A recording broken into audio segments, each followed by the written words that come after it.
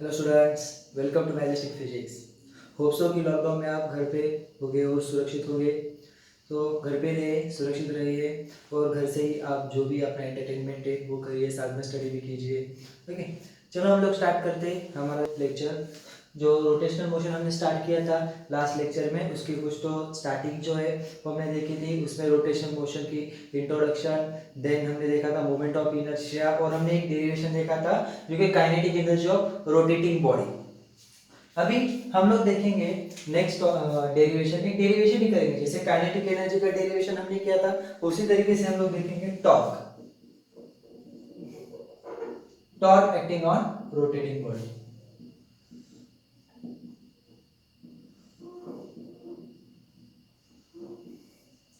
सो torque क्या होता है? सो हमें पता है कि हमने कल ही देखा था कि जो जैसे force is responsible for the change in motion और change in translational motion, similarly torque is responsible for the change in rotational motion. जो काम फोर्स कोई भी ऑब्जेक्ट की ट्रांसलेशनल मोशन चेंज करने के लिए करता है, वही काम टॉर्क जो है उसकी रोटेशनल मोशन चेंज करने के लिए करता है। राइट, मतलब तो अभी हमें क्या करना है, उसका फॉर्मूला डिराइव करना है। सो टॉर्क का बेसिक फॉर्मूला हमें पता है, जो हमने इसके पहले भी 11th में देखा हुआ है। Torque is equal to R into F और आर क्रॉस एफ।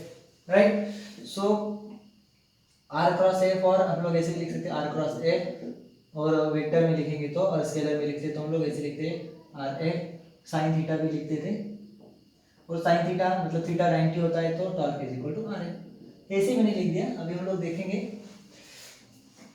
कल जैसे डायग्राम थी, मतलब लास्ट लेक्चर में हमने जो देखा था कि ऐसे डायग्राम निकाली थी जिसमें बहुत सारे पार्टिकल्स हमने दिखाए थे।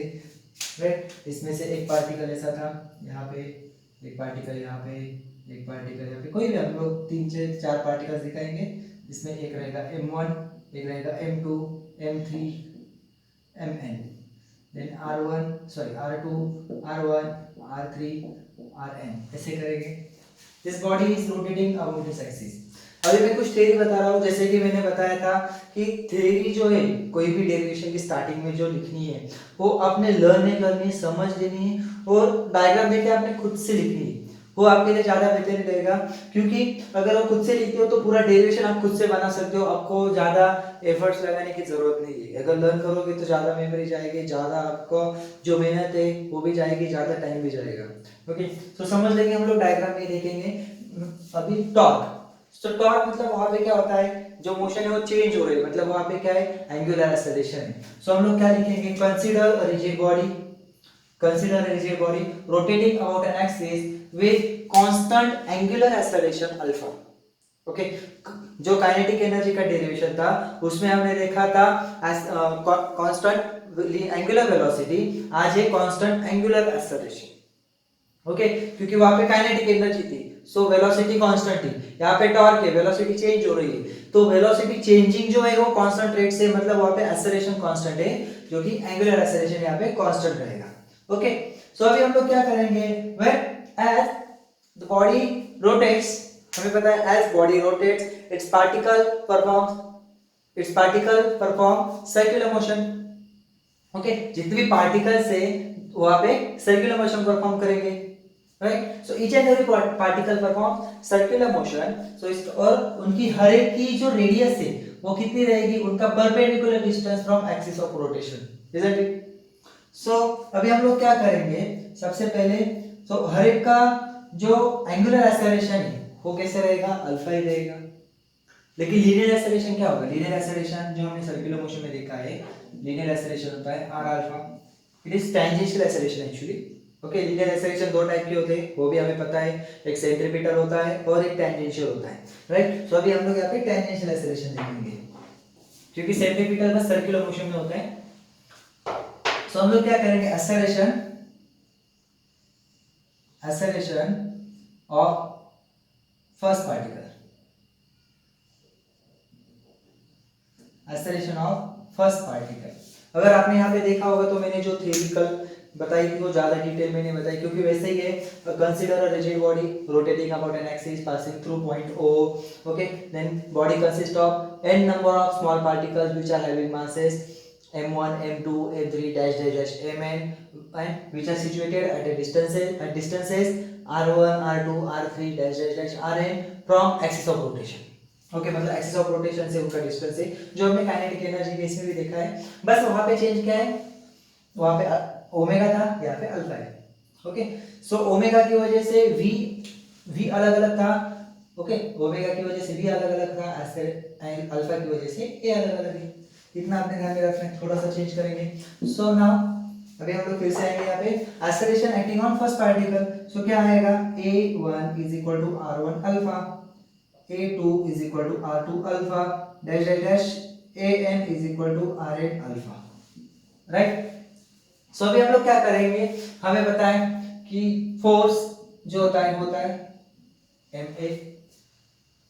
फोर्स क्या होता है ma। तो यार ये जो डेरिवेशन है इसमें एक शॉर्टकट है, मतलब शॉर्टकट मतलब आपको करना क्या, शॉर्टकट नहीं बोल सकते हम लोग, एक ट्रिक है जो मैं बाद में बताऊंगा, अभी बताऊंगा तो मजा नहीं रहेगा। तो अभी हम लोग क्या करेंगे, so force acting on first particle, बरोबर। तो फर्स्ट पार्टिकल जो रहेगा वो यहाँ पे क्या होगा, F1 is equal to m1a1। सो वहां पे आएगा m1a1 मतलब m1 r1 अल्फा, सो F2 रहेगा।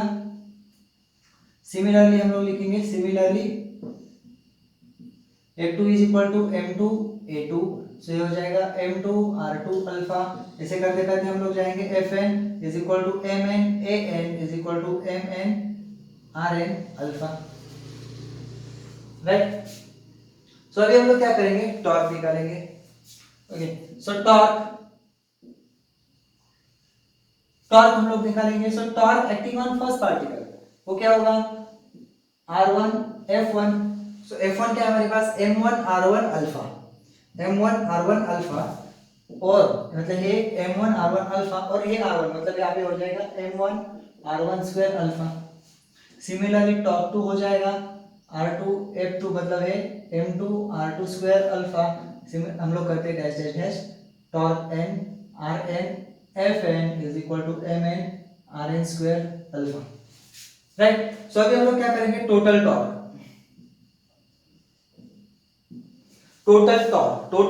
Acting on a body. जैसे हमने देखा था कल कि काइनेटिक एनर्जी हमने छोटे छोटे पार्टिकल्स की सबकी निकाली और उनको कंबाइन कर लिया, तो हमें क्या मिली, total kinetic energy of rotating body. तो अभी हम लोग क्या करेंगे कि हर एक टॉर्क जो है, हर एक पार्टिकल पे जो एक्ट हो रहा है टॉर्क, उन सबको ऐड कर लेंगे, अलजेब्राइक सम लेंगे। सो हमें मिल जाएगा total torque is equal to tau 1 tau 2 plus जैसे हम लोग लेंगे टाउ n। राइट सो हो जाएगा यहाँ पे m1 r1 square alpha plus m2 r2 square alpha plus dash mn rn square alpha. Right सो यहाँ पे हम लोग अल्फा जो है कॉमन लेंगे, सो m1 r1 square m2 r2 square plus dash mn rn square, ये हो जाएगा अल्फा। अगर हम लोग ये देखेंगे तो ये क्या है, समेशन में हम लोग लिख सकते हैं। सो summation of I is equal to 1 to n m I r I square और into रहेगा alpha. So what is this? This is the definition of what? Moment of inertia. So ये हो जाएगा torque is equal to I alpha.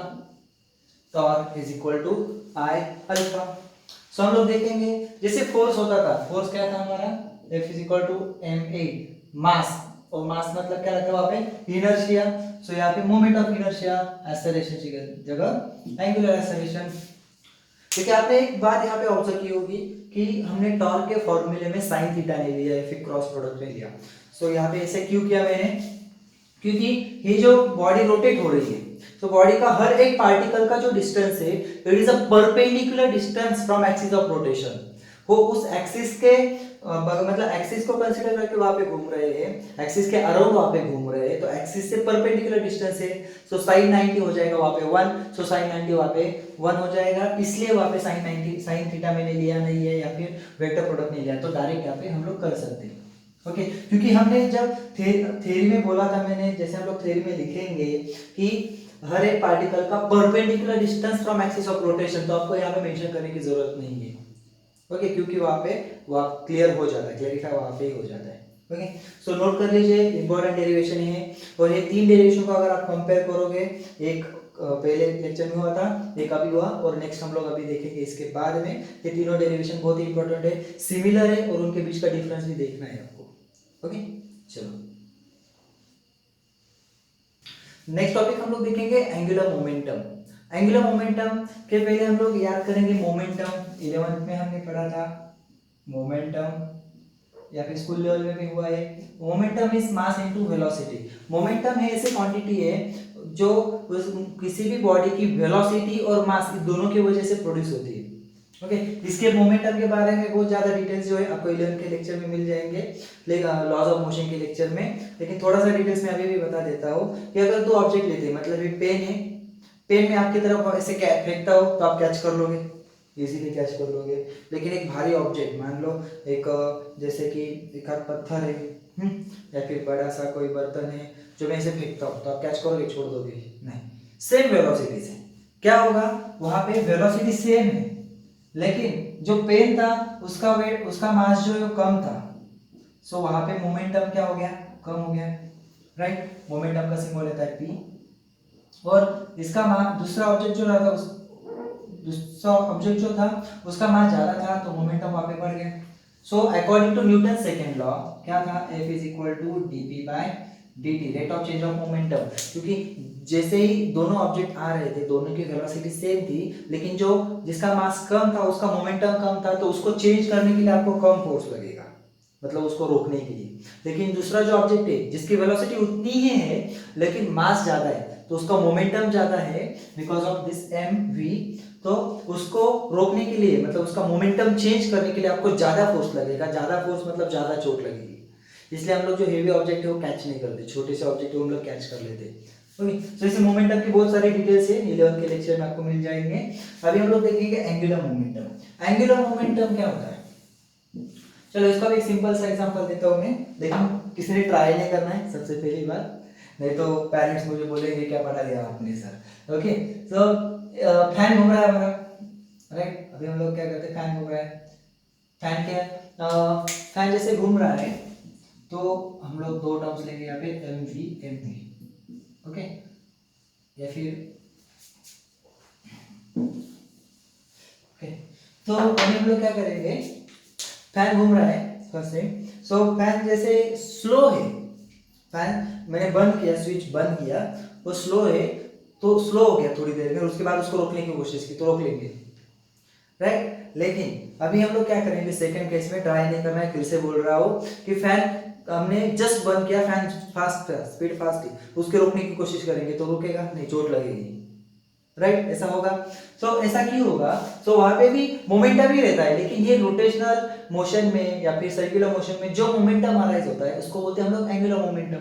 So angular momentum का formula होता है क्या, angular momentum का सिंबल होता है L, सो होता है R cross B। So what is R, R मतलब मान लो ये ऑब्जेक्ट है, ये सर्कुलर पाथ पे घूम रहा है, सो इसकी रेडियस रहेगी, या फिर हम लोग उसको, ये एक्सिस ऑफ रोटेशन है, उसका पोजीशन वेक्टर रहेगा R, और p मींस उसी का लीनियर मोमेंटम, अगर उसकी वेलोसिटी है, सो हम लोग उसको ऐसे भी लिख सकते हैं, अगर अगर r और p परपेंडिकुलर है एक दूसरे को, ओके, मतलब जो रेडियस वेक्टर है और वहाँ पे पोजीशन वेक्टर और वेलोसिटी दोनों एक दूसरे को परपेंडिकुलर, तो हम लोग l is equal to mv/r लिख सकते हैं। mv/r मतलब mv इज p और ये r। अगर साइन मतलब थीटा जो है वो 90 डिग्री होगा तो साइन थीटा वहाँ पे 1 हो जाएगा, इस तरीके से एंगुलर मोमेंटम होता है। तो एंगुलर मोमेंटम का भी काम वैसा ही है, एंगुलर मोमेंटम अगर ज्यादा हो तो उसको चेंज करने के लिए हमें ज्यादा टॉर्क लगेगा, अगर एंगुलर मोमेंटम कम हो तो उसको चेंज करने के लिए हमें कम टॉर्क लगेगा। ओके, तो अभी हम लोग क्या करेंगे, सबसे पहले angular momentum in terms of rotational inertia, in terms of rotational inertia, so हम लोग निकालेंगे, तो उसके बाद में उसके और ज्यादा डिटेल्स आपको बताऊंगा कि कैसे उसमें चेंजेस होते हैं। ओके, चलो हम लोग इसी को चेंज कर लेते हैं, angular momentum of rotating body. जैसे हमने काइनेटिक एनर्जी और टॉर्क में डायग्राम निकाली, वैसे डायग्राम निकालनी है हमें, कोई भी एक रिजिड बॉडी लेनी है, एक एक्सिस ऑफ रोटेशन लेना है। ओके, उसमें हम लोग क्या करेंगे, 4 पार्टिकल्स दिखाएंगे, 4 पार्टिकल्स दिखाएंगे यहाँ पे, this is m1, this is m2, this is m3 and mn। ऐसे चार पार्टिकल्स निकालेंगे हम लोग जिनका मास है m1, m2, m3, mn। ये r1, ये r2, ये r3, ये r4, ये पॉइंट है। ओके, और हर एक जो डिस्टेंस है वो एक्सिस ऑफ रोटेशन से परपेंडिकुलर है, ये आपने ध्यान में रखना है। ओके, तो फिर से हम लोग स्टार्टिंग कैसे करेंगे डेरिवेशन की। Consider a rigid body, okay, consider rigid body rotating about an axis passing through point O with constant angular velocity omega. Okay, then this body consists of n number of particles or n number of small elements which are having masses m1, m2, m3 dash dash dash mn, which are situated at distances r1, r2, r3 dash dash dash rn। Then अभी हम लोग क्या करेंगे, as body rotates, जैसे body rotate same लेना है, जैसे kinetic energy का लिया था वैसे टॉर्क का लेना है, बस टॉर्क में अल्फा था, काइनेटिक एनर्जी और मोमेंटम के इसमें ओमेगा है। मतलब टॉर्क में जो वेलोसिटी चेंज हो रही है और काइनेटिक एनर्जी और एंगुलर मोमेंटम के इसमें वेलोसिटी चेंज नहीं हो रही है, वेलोसिटी कांस्टेंट है। Okay, so as body rotates its particles perform circular motion, okay, with this radian r1, r2, r3 dash dash rn। So अभी हम लोग क्या करेंगे, हर एक की लीनियर वेलोसिटी जो है वो कैसे रहेगी, अलग रहेगी। ओके, हर एक की angular velocity constant but linear velocity कैसे रहेगी, अलग रहेगी ना, जैसे हमने काइनेटिक एनर्जी में देखा था। वैसे हम लोग क्या करेंगे, वेलोसिटी ऑफ फर्स्ट पार्टिकल क्या होगा, फिर velocity of first particle is r1 omega, velocity of second particle r2 omega, और ऐसे हम लोग करेंगे vn is equal to rn omega. Okay, then अभी हम लोग देखेंगे उसके बाद में v हो गया, उसके बाद में v हो गया, तो v के बाद में हम लोग क्या करेंगे, जैसे कि हमारा फॉर्मूला है L is equal to R T. Okay, then फिर हम लोग क्या करेंगे, सबसे उसके बाद p इज इक्वल टू क्या होता है mv। सो हम लोग क्या करेंगे, linear momentum of first particle से हो जाएगा m1 v1, सो ये हो जाएगा m1 r1 omega, so linear momentum of second particle हो जाएगा m2 v2, ये हो जाएगा m2 r2 omega. Then dash dash हम लोग करेंगे pn is equal to mn vn is equal to mn rn omega, right. So अभी हम लोग क्या करेंगे, सेम एंगुलर मोमेंटम निकालेंगे, मतलब हर एक पार्टिकल का, जैसे हमने वेलोसिटी निकाली, जैसे हमने लीनियर मोमेंटम निकाला, वैसे हम लोग क्या करेंगे, एंगुलर मोमेंटम निकालेंगे। एंगुलर मोमेंटम रहेगा L is equal to r1 p1। So देखो m1 r1 ओमेगा मतलब ये p1 हो गया, और ये r1 मतलब हो जाएगा m1 r1 square omega. Then L2 is equal to r2 p2 is equal to m2 r2 square omega. Then dash dash हम लोग करेंगे ln is equal to rn pn is equal to mn rn square omega, इस तरीके से। Okay, so अभी हम लोग क्या करेंगे, टोटल एंगुलर मोमेंटम मतलब क्या, सबकी सम हो जाएगी, सबकी सम हमें करनी है, तो हम लोग क्या करेंगे, L is equal to L1 plus L2 plus L3 plus dash dash dash Ln। So ये हो जाएगा m1 r1 square omega plus m2 r2 square omega plus mn rn square omega. So हो जाएगा m1 r1 square plus m2 r2 square plus dash dash dash mn rn square. So अभी हम लोग क्या करेंगे, इसको समेशन के form में लिख सकते हैं, i is equal to 1 to n। So ये हो जाएगा mi ri स्क्वायर और omega. So what is this, this is i, so ये हो जाएगा i ओमेगा। सो हमारा फॉर्मूला आ गया L is equal to i omega. अगर आप लोग देखोगे तो सेम लगभग सेम डेरिवेशन से तीनों के तीनों। अभी मैं क्या करूंगा, तीनों डेरिवेशन की ट्रिक बताऊंगा कि ये तीनों डेरिवेशन याद कैसे रखने हैं, तीनों में सिमिलरिटी कैसे है और तीनों में डिफरेंस क्या है वो भी बताऊंगा, और साथ में स्टेप्स कैसे याद में रखनी है। ओके, क्योंकि अगर एक एक स्टेप लर्न करते जाओगे तो बहुत ही आपको मेहनत लग जाएगी, बहुत टाइम वेस्ट होगा। तो मैं एक ट्रिक बताता हूँ, उससे पहले आप सब नोट कर लीजिए, फिर मैं ट्रिक बताता हूँ आपको। चलो फिर बच्चों, अभी हम लोग देखेंगे जो तीन डेरिवेशन थे, kinetic energy, torque, angular momentum. So इन तीनों में हमने बहुत सारी सिमिलरिटी देखी, उनको थोड़ा सा डिफरेंस और ट्रिक्स की स्टेप्स कैसे याद रखना है उसके कुछ ट्रिक्स मैं यहाँ पे बताऊंगा। तो सबसे पहले डायग्राम तीनों की सेम है, डायग्राम तीनों की सेम है, बस चेंज इतना है, यहाँ पे एक ओमेगा कांस्टेंट है, यहाँ पे अल्फा कांस्टेंट है और यहाँ पे अगेन ओमेगा कांस्टेंट रहेगा। ओके, ये ट्रिक आपको किसी भी बुक में नहीं मिलेगी क्योंकि डेरिवेशन की ट्रिक है, आंसर लिखने की ट्रिक है। ओके, क्योंकि इतना तो आपको याद रखना पड़ेगा, तो उस याद रखने के लिए भी मैं आपको कुछ हिंट बता रहा हूँ। चलो, तो अभी क्या करना है, सबसे पहली बात तो ये डायग्राम सेम है, बस यहाँ इन दोनों में ओमेगा कांस्टेंट है, मतलब काइनेटिक एनर्जी और एंगुलर मोमेंटम में, और टॉर्क में अल्फा कांस्टेंट रहेगा, एंगुलर एक्सेलरेशन वहां पे कांस्टेंट रहेगा। अभी हमें क्या करना है, सबसे पहले हम लोग काइनेटिक एनर्जी का फॉर्मूला लिखेंगे जो हमारा बेसिक वाला है, half M V square, half M V square. Okay, torque का फॉर्मूला होगा आर ए और एंगुलर मोमेंटम का फॉर्मूला है आर पी। ओके, सो अभी क्या करना है, हाफ यहाँ पे v मतलब यहाँ पे होगा आर ओमेगा स्क्वायर, राइट, यहाँ पे होगा R F is equal to होगा एम ए और ए को करना है आर अल्फा। ओके, यहाँ पे आर पी होगा एम वी और यहाँ पे आर एम इंटू वी होगा आर ओमेगा। सो ये जो लिखी मैंने कुछ आपको थोड़ा सा अलग लग रहा होगा, ये ट्रिक, यही तो ट्रिक्स है। काइनेटिक एनर्जी का बेसिक फॉर्मूला हमें पता है हाफ एम वी स्क्वायर और वी का फॉर्मूला हमें पता है आर ओमेगा। सो उल्टा जाना है तो आपको स्टार्ट कैसे करना है, यहाँ से करना है, मतलब आपने क्या करना है, पहले v मतलब हर एक पार्टिकल की वेलोसिटी निकालनी है और मतलब आर ओमेगा और ये वैल्यू आपने क्या करना है, उसके बाद में काइनेटिक एनर्जी निकालनी है। सो काइनेटिक एनर्जी हो जाएगी हाफ एम वी स्क्वायर, ये स्टेप से, ये स्टेप सेकंड स्टेप। जैसे टॉर्क का फॉर्मूला किया, सो फर्स्ट स्टेप आपकी क्या है, a is equal to R alpha, मतलब हर एक पार्टिकल का लीनियर एक्सेलरेशन निकालना है। फिर उसके बाद में आपने क्या करना है, हर एक पार्टिकल के ऊपर का फोर्स निकालना है और थर्ड में हर एक पार्टिकल का टॉर्क निकालना है। उल्टा जाना है, यही तो ट्रिक है। ओके, तो यहाँ पे क्या करना होगा बताइए आप, यस, यहाँ पे क्या करेंगे हम लोग, सबसे पहले v is equal to R omega, second हम लोग क्या करेंगे, p is equal to M V और थर्ड क्या होगा, l is equal to R P. उल्टा जाना है, ये तो ट्रिक है। तो आपको क्या करना है, डायग्राम निकालनी है, उसके बाद में अगर ओमेगा कांस्टेंट है तो ओमेगा कांस्टेंट बताना है, अल्फा कांस्टेंट है अल्फा कांस्टेंट बताना है।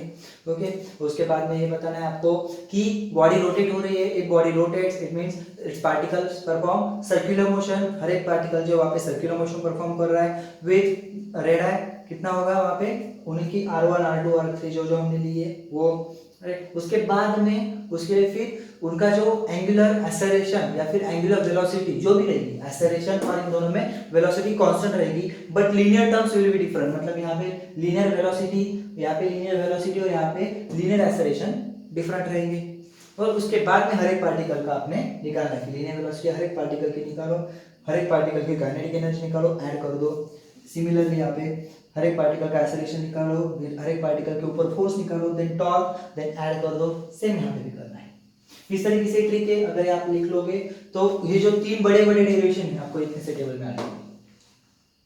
सिंपल है ना, चलो कर लो। सो अभी हम लोग देखेंगे next point, radius of gyration. तो रेडियस ऑफ गायरेशन क्या होती है, उसके एक सिंपल सा एग्जांपल देके बताता हूँ मैं।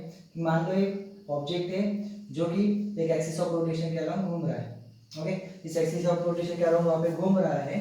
सो हम लोग क्या करते हैं, इसका अगर मोमेंट ऑफ इनर्शिया में लिखना है तो हम लोग ऐसे लिखते हैं summation of M I R I square, तो जिसके पास जितने पार्टिकल्स हो गए उनका हर एक का एक्सिस ऑफ रोटेशन से जो डिस्टेंस है वो लेंगे। सो हम लोग ऐसे कंसीडर करते हैं कि जो बॉडी का पूरा मास है एम, बॉडी का जो पूरा मास एम है वो के इतने डिस्टेंस पे फ्रॉम एक्सिस ऑफ रोटेशन।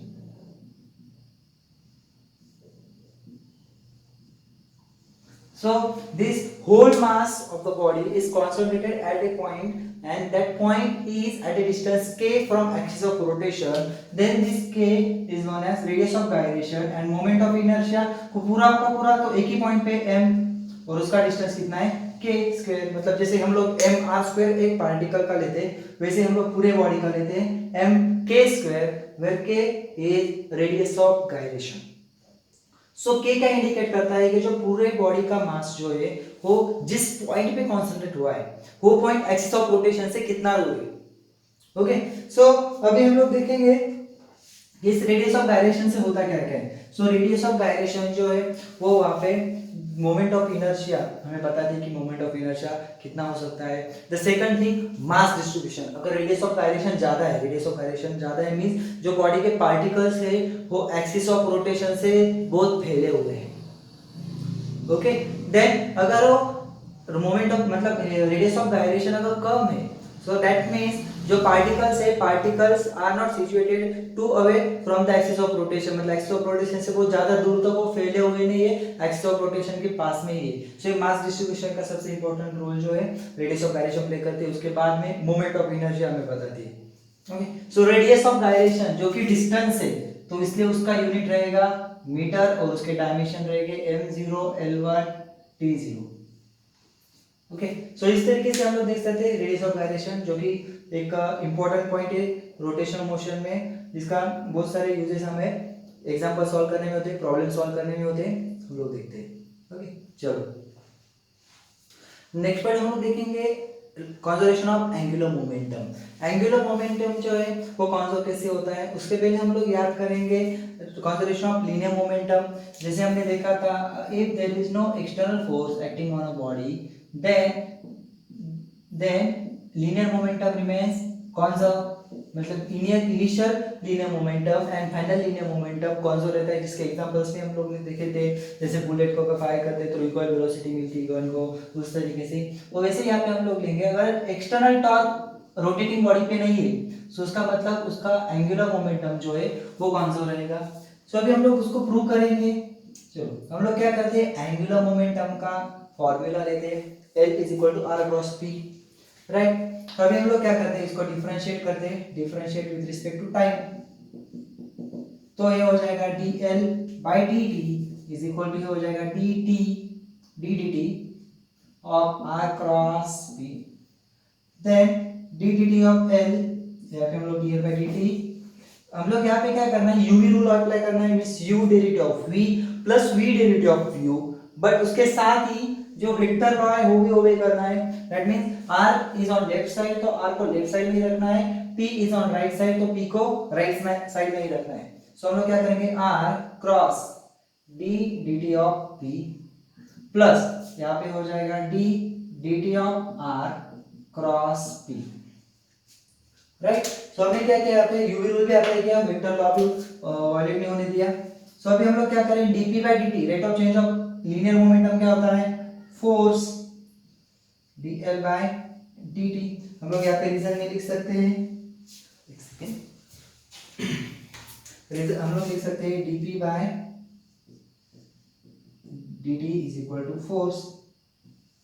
सो और प्लस dr बाय dt क्या होता है, dr बाय dt होता है हमारा वेलोसिटी। सर्कुलर मोशन में इसका एक्सप्लेनेशन भी दिया है अच्छे से, आप एक को देख सकते हो वहां पे। सो ये हो जाएगा v cross p, right. So अभी हम लोग क्या करेंगे, सो r क्रॉस f क्या होता है, dl by dt, r cross f होता है टॉर्क, और प्लस v क्रॉस p की जगह हम लोग लिखेंगे mv, because we know that p is equal to mv, linear momentum is mass into velocity. So अभी हम लोग क्या करेंगे, v वेक्टर, सो यहाँ पे टॉर्क प्लस m, यहाँ पे हो जाएगा v क्रॉस v।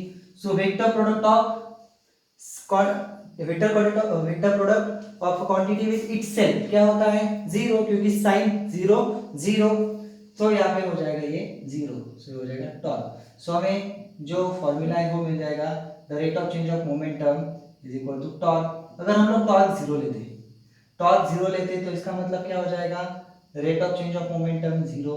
सो इसका मतलब ये कब पॉसिबल होता है, किसी भी टर्म का डेरिवेटिव जीरो, इसका मतलब क्या होता है, वो टर्म कांस्टेंट है, because derivative of constant is zero. So देख लीजिए कितना सिंपल डेरिवेशन है। हमने क्या किया कि कंजर्वेशन ऑफ एंगुलर मोमेंटम के लिए उसके सबसे पहले एंगुलर मोमेंटम का फॉर्मूला लिखा, देन उसका डेरिवेटिव लिखा with respect to time, UV rule और वेक्टर लॉ दोनों भी वहां पे अच्छे से हमने ध्यान रखा कि लेफ्ट राइट चेंज नहीं होना चाहिए, साथ ही में u derivative v plus v derivative भी होना चाहिए। देखो u derivative of v plus v v derivative of u। इस तरीके से तो हमें पता है rate of change of momentum force होता है, तो हमने यहाँ पे लिख दिया मोमेंटम, हमें वैसे लिख दिया, और dr बाई dt जो होता है वेलोसिटी होता है, जैसे कि हमने सर्कुलर मोशन में उसके डिटेल्स अच्छे से देखे हैं। और मोमेंटम को लिखेंगे हम लोग mv, m साइड में निकालेंगे क्योंकि वो स्केलर है, v क्रॉस v कोई भी क्वांटिटी का उसी के साथ स्केलर वेक्टर प्रोडक्ट जो होता है वो जीरो होता है, स्केलर प्रोडक्ट स्क्वायर हो जाता है। ओके, वेक्टर प्रोडक्ट में साइन थीटा होता है और स्केलर प्रोडक्ट में cos थीटा होता है, सो इसलिए यहाँ पे साइन जीरो जीरो हो जाता है, देन ये मिल जाएगा। सो अगर हम लोग लिखेंगे टॉर्क जीरो, टॉर्क अगर जीरो होता है तो उसका मतलब rate of change of angular momentum with respect to time is zero. ये कब पॉसिबल है? When that angular momentum is constant. कोई भी टर्म अगर कांस्टेंट होती तभी उसका डेरिवेटिव जीरो होता है, अदरवाइज उसका डेरिवेटिव जीरो नहीं होता। ओके, एकदम सिंपल डेरिवेशन और इंपॉर्टेंट डेरिवेशन है बोर्ड एग्जाम के लिए। सो अभी हम लोग कुछ एग्जांपल डिस्कस करेंगे law of conservation of angular momentum के।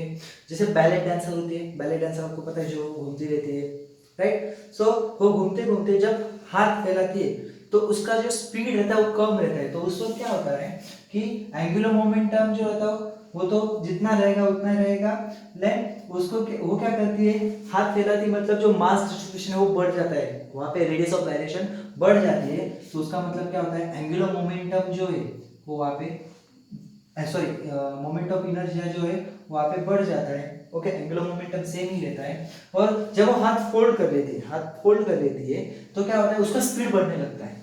सो वहाँ पे क्या होता है मोमेंट ऑफ इनर्शिया कम होता है, क्योंकि जो बॉडी का मास डिस्ट्रीब्यूशन है, जैसे हमने देखा था कि एक रॉड अगर लेते हैं, अगर बॉल लेते हैं तो बॉल ज्यादा रोटेट होगा, क्योंकि बॉल का मोमेंट ऑफ इनर्शिया कम रहेगा, इसका मोमेंट ऑफ इनर्शिया ज्यादा रहेगा।